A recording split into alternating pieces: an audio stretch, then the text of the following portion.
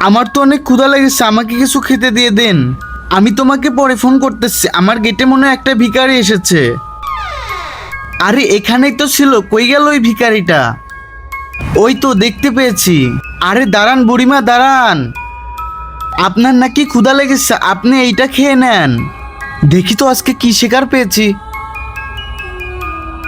এই নেন আপনি খান। বেটা আমি এইসব কিছু চাই না, তুই আমাকে শুধু একটা পেঁয়াজ আর রুটি এনে দে। কি পেঁয়াজ রুটি? আচ্ছা ঠিক আছে। এই তো আমি পেঁয়াজ পেয়ে গেছি, এই তো এখন এটা বুড়িমাকে দিয়ে আসবো। বুড়িমা আমি চলে এসেছি। হ্যাঁ আরে ভাই, এটা তো কোনো মানুষ না, এটা তো একটা শাকচুনি যে মানুষের কাছ থেকে পেঁয়াজ রুটি নিয়ে মানুষকে মেরে দেয়।